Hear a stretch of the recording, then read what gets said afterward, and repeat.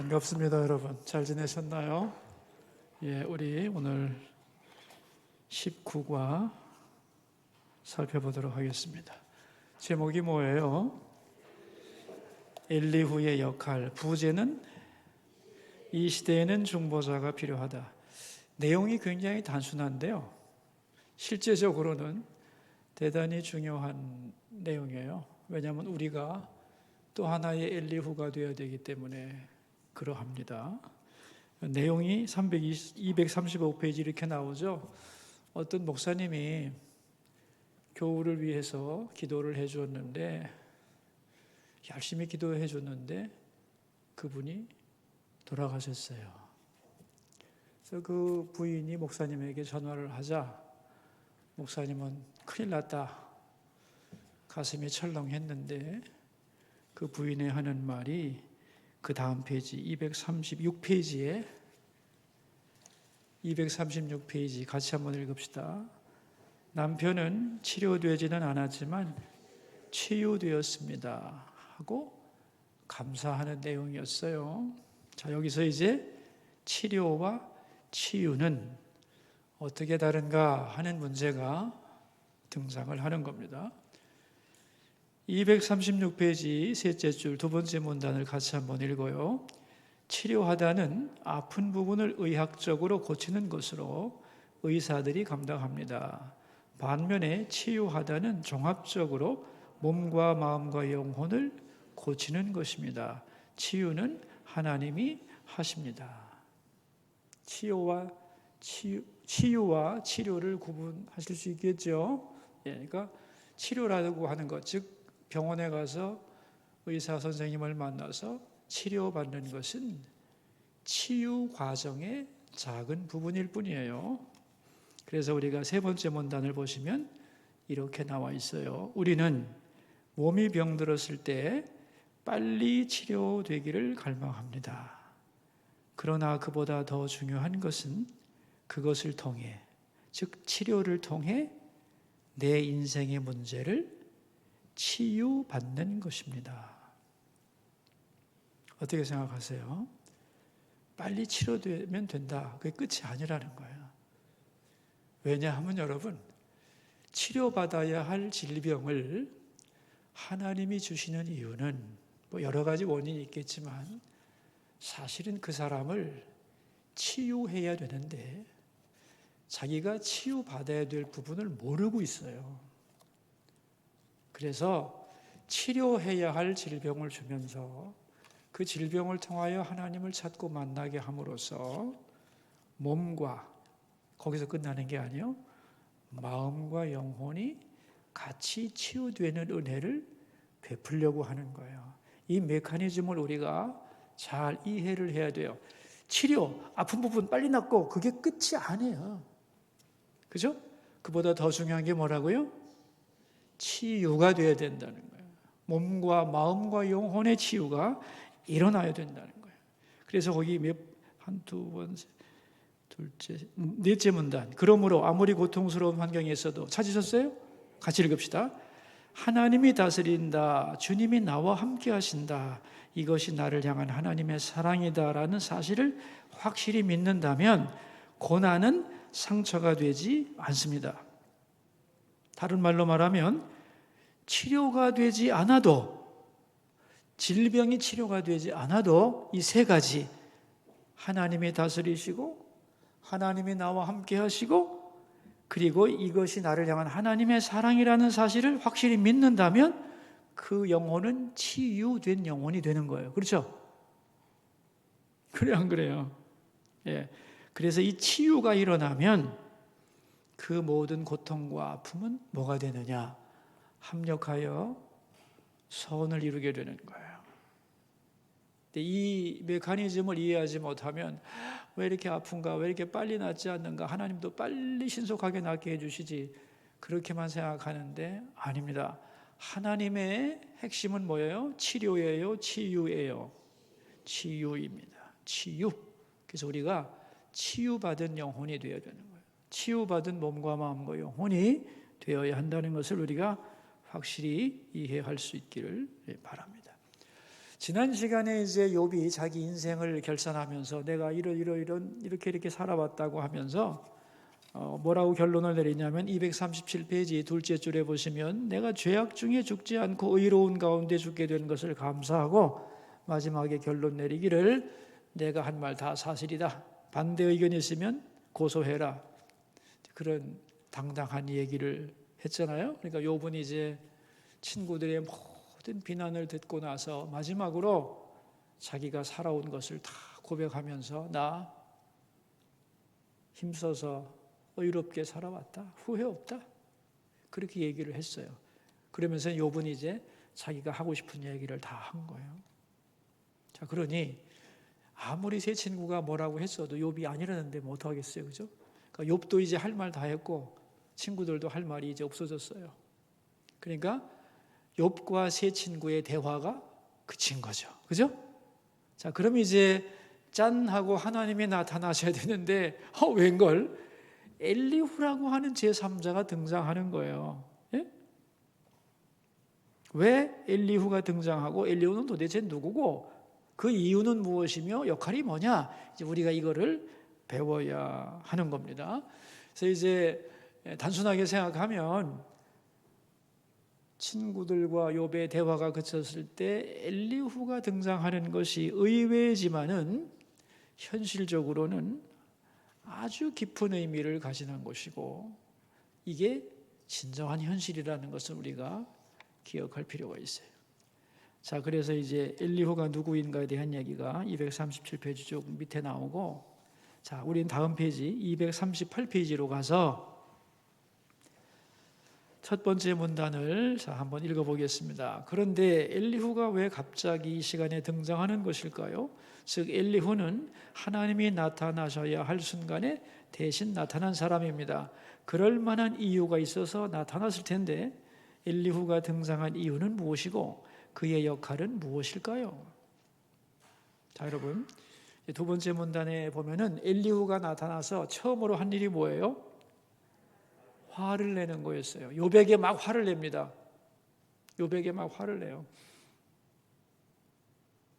너는 죄가 없다는 거잖아. 욥이 하나님을 욕한 적은 없는데 욥 보고 막 화를 내요. 네가 죄가 없다고 그러면은 결국은 그럼 하나님이 잘못했다는 뜻인데 네가 그럼 되냐 하고 하나님을 위해서 욥에게 화를 내는 거예요. 그죠? 하나님을 변호하기 위해서.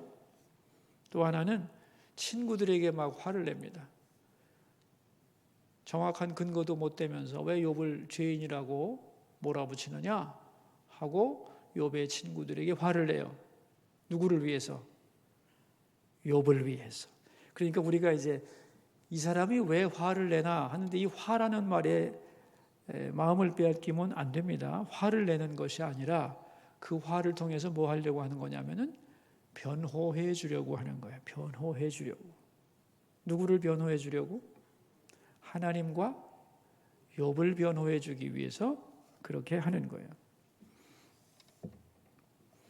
결국 이런 얘기죠. 욥과 세 친구가 논쟁을 하다 보니까 여러분, 이 사람이 논쟁을 하다 보면요, 자기 주장을 이렇게 내세워야 되기 때문에 극단화되는 경향이 있어요.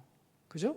그러니까 욥도 그럴 마음이 없었는데 공격을 받고 자기를 방어하려다 보니까 나 죄가 없다는 말을 강하게 하다 보니까 의도하지 않았지만 하나님을 불의한 것처럼 오해시키게 되었다는 말이죠. 그죠? 욥의 친구도 욥이 회개하기를 바라서 회개하도록 유도하려다 보니까 없는 죄를 만들어내는 극단을 범했단 말이죠. 그죠? 이 양자가 논쟁을 통하여 극단화되다 보니까 문제가 되는 거예요. 그 균형을 잡아주기 위해서 그가 화를 낸 거예요. 다시 말하면 너도 너무 치우쳤고 여러분도 너무 치우쳤으니 마음을 가라앉히고 균형을 잡으라. 그렇게 하기 위해서 화를 낸 것이라는 것을 이해해야 합니다. 그러니까 중보자는 화를 버럭버럭 내는 사람이 아니고 그러면 안 돼요. 당신은 그런 의도가 아니었겠지만 당신 말을 액면 그대로 받아보면은 이게 이런 뜻이기 때문에 지나쳤어요 라고 얘기하고 이쪽도 그렇게 하면서 균형 감각을 잡아주고 있다는 것을 우리가 기억을 해야 합니다. 자, 그러면서 이제 욥기 연구하는 전문가들이 하는 주장이 있는데 239페이지 가운데에요. 엘리후가 등장하는 이유를 세 가지 정도로 생각해 볼 수 있다. 그래서 첫째가 뭐예요? 네, 욥과 세 친구가 논쟁한 내용을 정리해 주기 위해서. 이건 이제 문학적인 기교이기도 하죠. 네, 대단한 기교입니다. 그러나 또 실제적으로 그렇죠. 욥과 세 친구의 논쟁은 설명을 안 들으면 핵심 파악이 무지하게 어려워요. 그렇죠? 그런데 결론에 이르기 전에 잠깐 멈추어서 엘리후가 지금까지 어떤 일이 있었는지, 당신이 이렇게 말했는데 그건 잘못된 거다, 너도 이렇게 말했는데 문제가 있는 거다 하면서 지금까지 서로가 양쪽이 주장하던 내용을 정리해 주고 있다. 그래서 이 엘리후의 얘기를 들으면서 앞에서 이해를 못했던 내용을 정리할 수 있는 거예요. 그런 굉장히 균형 감각을 주고 전체를 파악하고 균형 감각을 주는 역할을 엘리후가 하고 있죠. 두 번째, 같이 읽읍시다. 지금 욥과 친구들은 모두 다 감정이 격앙되어 있습니다. 그들의 마음을 가라앉혀서 진정으로 하나님 앞에 설 수 있도록 준비시켜야 합니다. 하나님을 만나기 전에 그들의 마음을 준비시키는 역할을 엘리후가 한 것입니다. 이해되시죠? 자, 세 번째, 고난에 대한 새로운 의견을 제시해서 하나님을 더 깊이 이해하게 해줍니다. 이게 무슨 말이냐면은, 자, 욥도 고난에 대해서 설명하고 있고 또 나름대로 세 친구들도 고난을 해석하고 있는데 그것보다 더 높은 관점이 있다는 것을 엘리후가 말함으로써, 아, 너와 나의, 즉 우리들의 생각이 다가 아니고 이것을 넘어서는 또 다른 의견과 견해가 있구나. 우리 말로 하자면은 정답을 넘어서는 정답이 있다는 거예요. 그걸 해답이라고 그러죠. 정답을 넘어서는 해답이 있구나.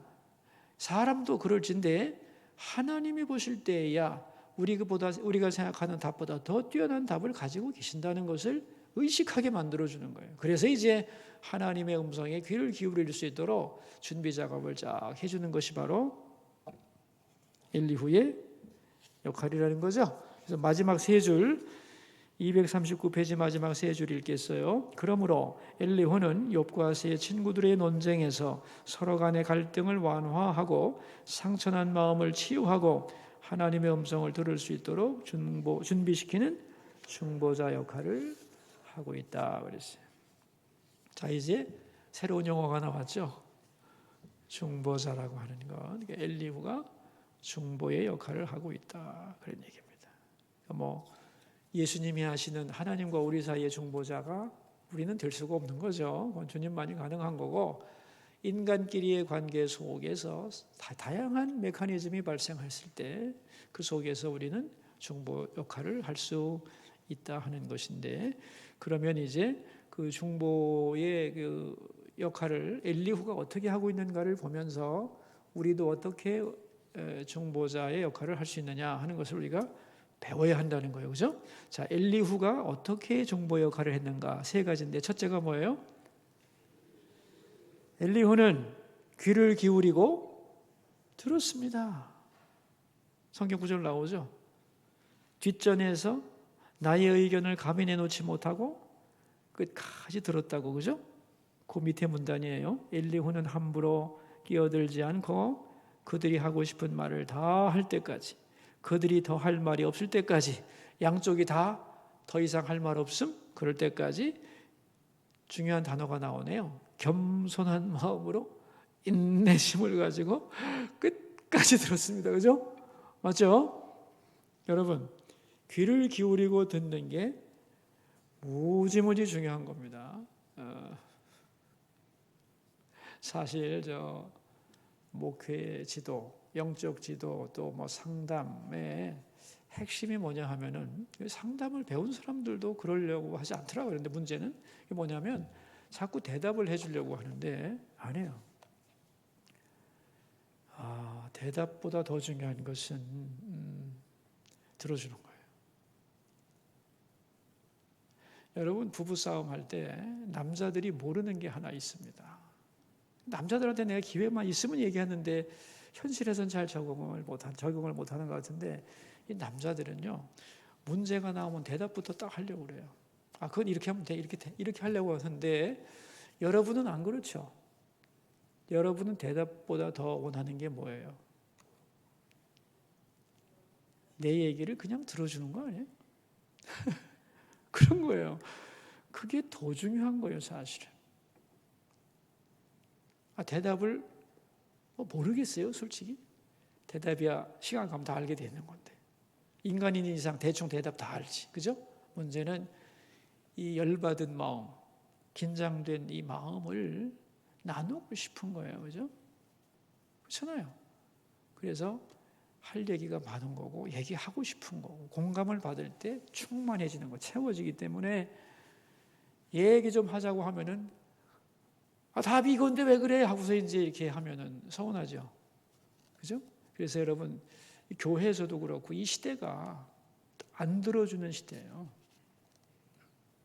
그래서 많은 사람이 골병이 들었습니다. 들어줘야 되는 거예요.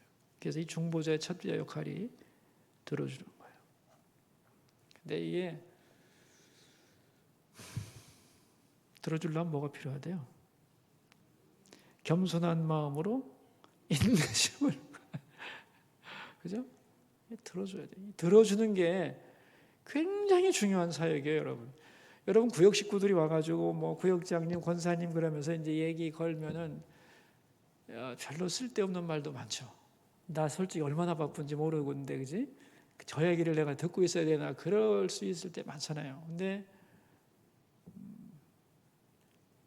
그 사람에게는 그게 필요한 거예요. 그 얘기를 통해서 마음의 불을 꺼야 되고, 자기 혼자가 아니라는 사실을 확인해야 돼요.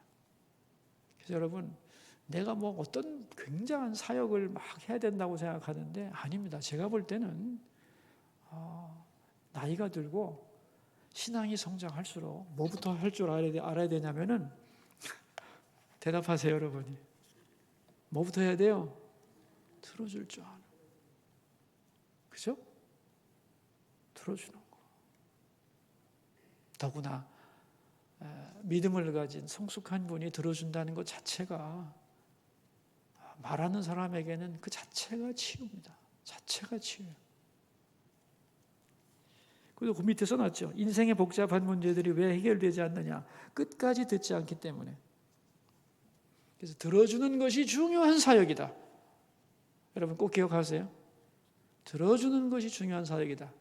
수서교회 왔는데 말이지, 우리 구역장님도 좋고 뭐 다 이제 만나는 분도 좋은데 뭔가 자기가 좀 쭈삣쭈삣하다가 얘기를 꺼냈는데 그분이 잘 들어주시고 대답은 못 해주지만 그러시군요, 공감해주고, 저도 그 문제 가지고 같이 기도할게요.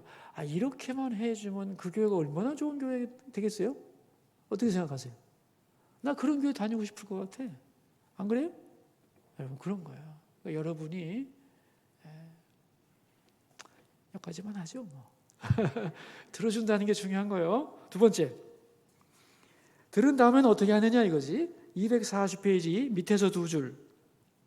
둘째, 엘리후는 자기의 감정을 쏟아놓거나 자기 경험과 지식으로 판단하지 않았습니다. 다음 페이지 성경 구절 나오죠. 그러나 사람의 속에는 영이 있고 전능자의 숨결이 사람에게 깨달음을 주시나니, 즉 전능자의 숨결, 하나님의 인도하심을 의식하면서 말했다는 거잖아요. 그죠? 그 말이 무슨 말이냐면은 241페이지 두 번째 문단이에요. 내 이성과 상식을 가지고, 찾으셨어요? 같이 읽어요. 상식을 가지고 상대를 판단하거나 비난하는 마음이 아니라 사랑하는 마음으로 하나님의 도구가 되어서 하나님이 그 사람에게 해주고 싶어하는 말씀을 전하는 자세로 했습니다. 상대방을 무시하거나 거칠게 말하지 않고 부드럽게 말하고 그 사람을 세워주고 치유하는 말을 했습니다. 특히 자기 의의를 드러내려고 하지 않고 하나님의 뜻을 드러내려고 했습니다. 이게 무슨 말이냐면은, 내가 이제 상대방의 말을 다 듣다 보면은 속에서 내 속에서 또 판단이 생겨나는 거야. 이 양반이 잘못했구만. 그럼 되나? 뭐 이런 생각도 하게 되고 대답하고 싶은 마음이 그냥 막 피어오르는 거죠. 그럼 잠깐 그게 아니고 그건 그게 아니고 잘못한 거고 이러지 말라는 거예요. 그러지 말고 가능하면 내 생각을 내려놓고 하나님이시라면 판단하고 비난하지 않고 받아주면서 하나님은 이분에게 어떤 말씀을 하시기 원하실까라는 마음을 가져보라는 거예요. 네? 그래서 무시하거나 거칠게 말하지 않고 그렇겠네. 공감이라는 게 그래서 중요하잖아요. 그죠? 공감한다는 건 뭐냐면 거칠지 않다는 거 아니에요. 부드럽게 받아준다는, 아, 그렇겠다. 부드럽게 말하고 그 사람을 치유하는 말, 특히 자기 의의를 드러내려고 하지 않고 하나님의 뜻을 드러내려고 했다. 우리 애가 가출을 했어요. 그러면 아유, 어떡하면 좋아. 이래야 되는데 우리 애는 가출 안 하는데 부모님 말씀 잘 듣는데 이래버리면 어떡해. 자기 자식이 그렇다고 해도 자기 의지 그거는 내가 이 얘기를 왜 하느냐. 내가 옆에서 들었거든. 내가 아직 목사님도 아무 말도 안 하고 듣고 있는데 옆에서 톡 나서가지고 우리 애는 안 그런데 부모 말씀 잘 듣는데 그럼 어떡해. 그러지 말지. 그거 어떡하겠어요. 그러지 마세요. 또 그럴 수도 없잖아요. 그죠? 그러더라니까. 같이 신방 갔는데 그럼 안 돼요, 여러분. 그분 벌써 돌아가셨어요. 물론 참 좋은 분이에요. 따뜻한 분인데도 이게 툭 튀어나올 수 있어요. 자기 의의가 있고 판단이 있기 때문에. 근데 말할 때 하나님이라면 어떻게 하실까? 하나님이 저 상처받은 영혼이 나한테 쏟아나는 말을 들으면서 어떻게 하실까? 하나님이라면 해서 부드럽게 뭔가 공감을 해주고 그때의 하나님이 기도하면서 하나님 제가 뭐라고 말해야 되죠? 이럴 때 기도해야 돼. 이게 화살 기도라는 거 아니에요? 그죠? 불쑥 얘기하지 말고 어떻게 대답을 해야 되죠, 주님? 막막합니다. 주님이 할 말을 주세요. 이래야 되는 이게 굉장히 중요한 우리의 그 신앙인의 그 요령이라고 그럴까? 자세라 할까? 기도하고 그 시간에 할 말 주시도록 그래야 되는 거예요. 그러다 보니까 이제 다 들은 다음에 어떻게 해야 되느냐, 그죠? 내 감정으로 판단하고 정죄하지 말고 하나님이라면 어떻게 하실까 하는 생각을 가지고 말을 하더라도 해라 이런 얘기죠. 자, 세 번째는 뭐예요? 세 번째. 엘리후는 어떻게 했어요? 공평하게 대해서 양자를 공평하게 되는데 여러분 이게 쉬운 일이 아니에요. 왜냐하면 지금 욥은 객관적으로 볼 때에 폭삭망한 사람이잖아요. 그죠? 그래 안 그래요? 그리고 세 친구는 지금도 잘 나가는 사람들입니다. 그죠? 차별 안 하기가 무지하게 어렵습니다. 여러분. 차별 안 한다는 말 우리가 쉽게 하는데 쉽게 할 소리가 아니에요. 상대방을 보면서 두려워질 수도 있고 무시하기도 쉽습니다. 제가 우리 부목사님들에게 늘 그래요. 성도님들을 무서워하지도 말고 무시해도 안 된다. 근데 이게 굉장히 어려운 거다. 이게 어떻게 어려우냐? 내가 하나님을 두려워하지 않으면 절대로 못하게 되어 있습니다. 하나님을 의식하고 하나님을 두려워해야만 사람을 무시도 안 하고 무서워도 안 하게 돼 있어요. 그걸 놓쳐버리면 반드시 한쪽으로 치우치게 돼 있어요. 제가 아마 목회하면서 제일 몸부림친 것이 아마 이게 아닌가 저는 그렇게 생각을 하고 있어요. 엘리후가 연소한 사람 아닙니까? 그죠? 나이 들고 권위 있고 다 사람들이 존경하고 부자들이잖아요. 세 사람 다 친구들. 그들이 하는 말과 다 망해가지고 병든 한 노인네 욥이잖아요. 그죠? 어떻게 그걸 똑같이 대할 수 있어요? 굉장히 어려운 거예요, 여러분. 사람 얼굴을 보기 쉬운 거예요. 그런데 어떻게 됐어요? 그 성경 구절 나오죠. 나는 결코 사람의 낯을 보지 아니하며 사람에게 영광을 돌리지 아니하리니. 중요한 말이죠. 자, 그래서 241페이지 마지막 두 줄을 같이 읽어요. 욥과 친구들은 타협점이 없었습니다. 그런데 엘리후는 그들 모두에게 공평하면서 양자의 입장을 넘어서는 자세로 신앙적으로 접근했습니다. 다음 페이지. 문제가 있을 때는 제3자적 해결자가 있어야 해결할 수 있습니다. 그 사람이 바로 중보자입니다. 셋째 줄 읽겠습니다.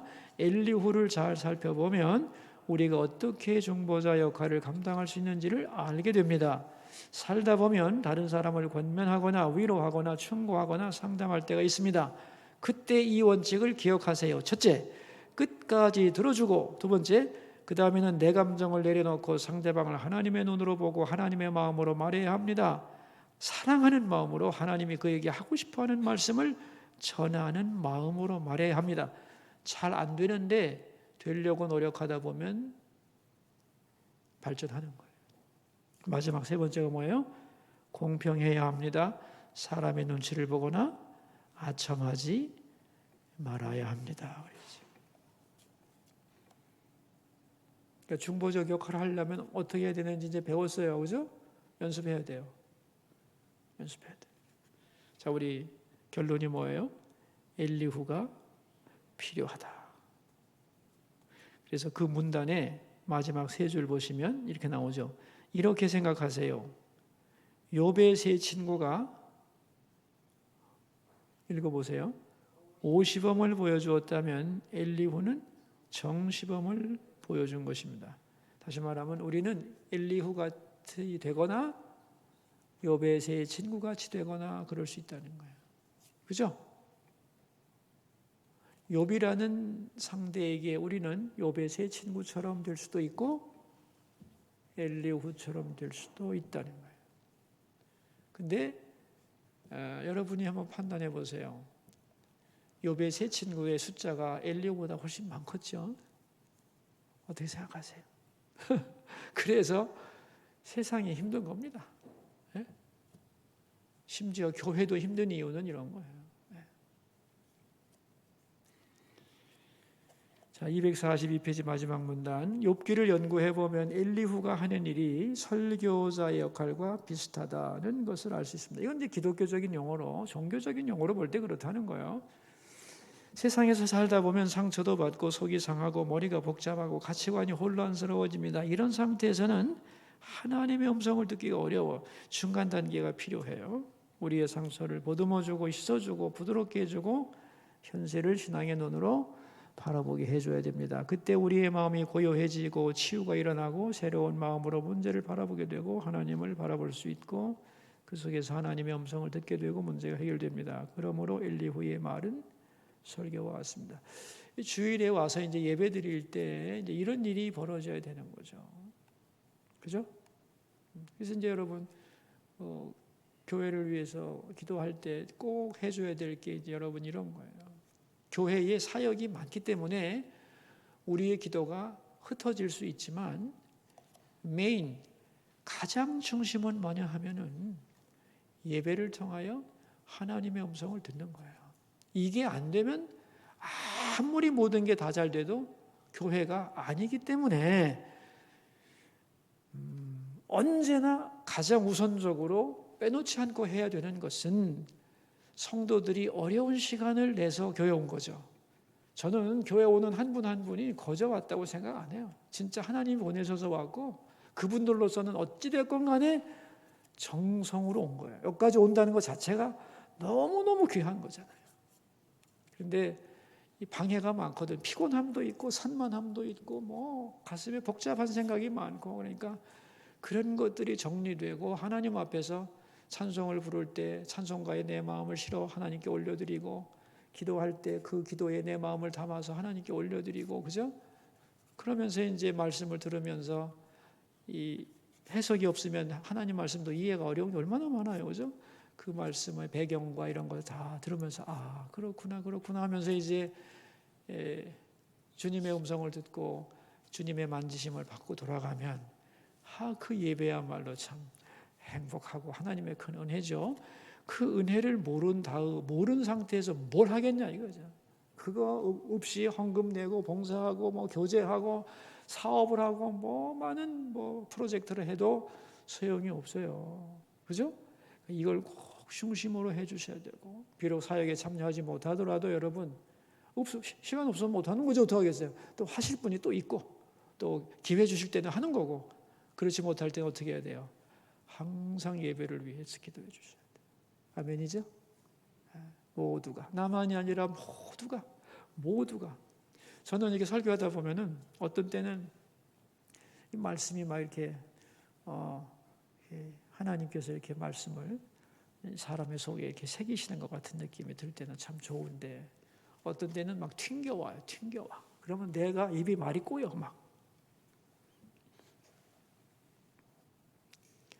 이사야서를 시작했는데 이사야서 시작할 때 굉장히 제가 주저를 많이 했습니다. 왜냐하면 이 이사야의 그 말씀의 기운이 무지무지하게 센 기운이에요. 아주 부드러운 복음이 아니에요. 굉장히 강한 말씀이에요. 그래서 내가 먼저 질려.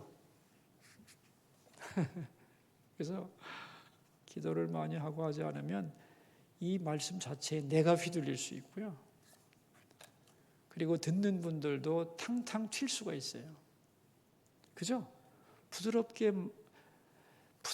다가오는 초콜릿 같은 말씀이 아니잖아요. 웬만하면 튄다니까.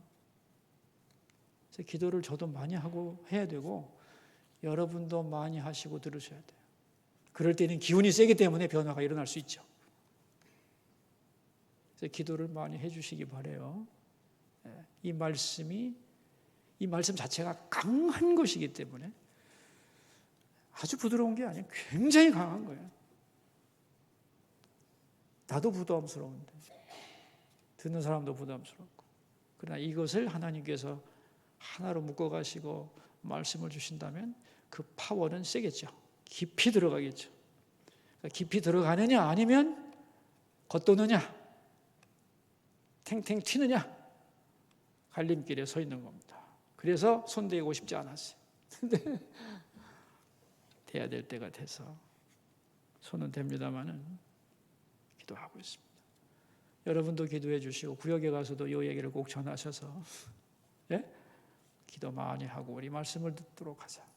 그래서 우리의 겉모습만 비추는 게 아니라 속모습을 하나님이 탁 조명하실 때 거기에 따라 말씀 앞에 응답하는 우리가 돼서 많은 변화를 이루어가자고 하는 그런 얘기를 좀 해주시면 좋겠다, 그런 생각을 해요.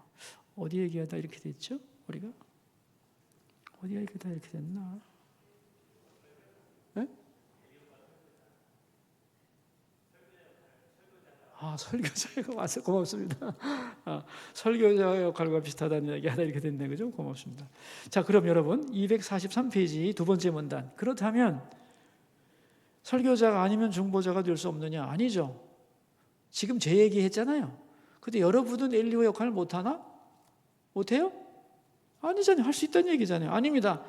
같이 읽어요. 신앙이 깊은 사람, 성숙한 사람, 하나님의 뜻에 감동된 사람은 갈등하며 상처받은 사람들을 위로할 수 있습니다. 이 시대는 상처가 많고 깨어진 심령들이 도처에 가득합니다.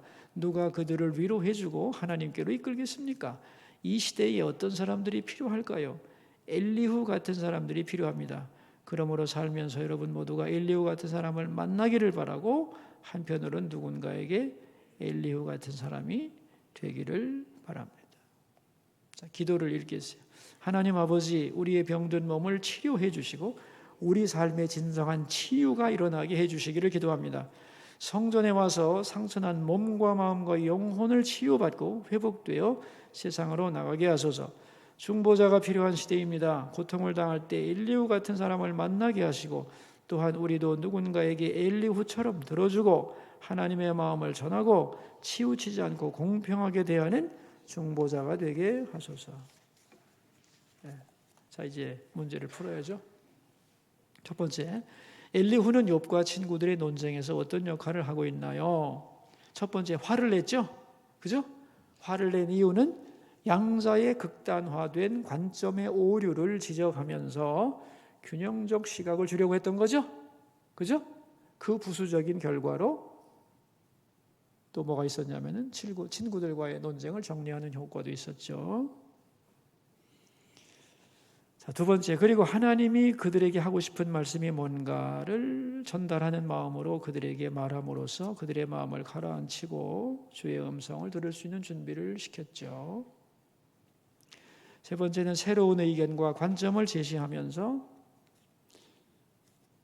더 깊은 하나님의 뜻을 기다릴 수 있도록 준비를 시켰습니다. 그래서 결국 하나님을 만나도록 해주는 중보자 역할을 엘리후는 하게 된 것입니다. 두 번째 문제입니다. 인생의 복잡한 문제가 해결되지 않는 이유는 무엇인가요? 누군가의 이야기를 끝까지 듣지 않아서 어려운 일을 당한 적이 있다면 나누어 봅시다. 집에서도 많죠. 내가 네 속을 모를 줄 알고? 그러니까 애가 문 꽝 닫고 나가는 거 아니야, 그죠? 문 닫아 걸고 안 나오잖아. 왜 그래요? 어차피 안 들어줄 거 내가 안 간다는 거 아니야, 지금. 들어줄 것이라고 하는 기대를 자녀가 저버렸다는 거 아니에요. 왜? 왜 그랬을까? 나는 들어줬다 생각하지만 아이가 볼 때는 안 듣고 있다는 거 아니에요. 내가 네 속을 모를 줄 알고 내가 안 들어가 봐도 내가 안 봐도 다 네 속에 들어갔다 나왔어. 이런 말하는 어머니들 많죠. 그죠? 들어갔다 왔는지는 모르겠습니다만 아무튼. 그러니까 벽을 느끼는 거죠. 그래서 가출하는 거예요. 안 봐도 비데오다. 이러잖아요. 안 돼요. 그래서 자녀하고 대화할 때 항상 어떻게 하라고 그랬어요? 제가 다 설교했어요. 나는 너를 잘 모른다. 알고 싶다는 마음으로 접근해야 돼요. 그래서 요새는 문제가 뭐냐? 듣지 않기 때문이고 들으려고 하지 않기 때문이고 그러니까 말을 안 하다 보니까 점점 더 외로워지는 것이죠. 그래서 들어주는 것 자체가 중요한 해결책이다. 그거 자체가 굉장히 중요한 사역이라는 걸 우리가 이해해야 한다고 그랬죠. 세 번째, 이 시대에는 어떤 사람들이 필요한지 이야기해보고 내 삶에 적용해 봅시다. 엘리후 같은 사람이 필요하다는 거예요. 그래서 여러분 기도하세요. 엘리후 같은 사람을 내가 만나게 해달라고 그러시고 또 내가 누군가에게 엘리후 같은 사람이 되게 해달라고 기도하셔야 됩니다. 요즘 제가 많이 느끼는 게 있는데 제가 장신대 동문회장으로 오래 일하다 보니까 많은 이제 그 목사님들과 이제 동문들을 만나게 되는데 이제 요새 신학생들이 참 갈등이 많아가지고 목사님들과 신학생들을 이제 멘토링 관계로 이어주려고 몇백 명을 조직적으로 이렇게 멘토링을 하게 해주려고 애를 쓰고 있어요. 근데 그런 조직을 가동하다 보니까 중간에 있는 우리 후배 목사님들이 그러는 거예요. 황 목사님, 신학생들만 멘토링 할 문제가 아닙니다. 담임 목사인 우리들부터 해주세요. 이제 이러는 거지. 그런가요, 여러분?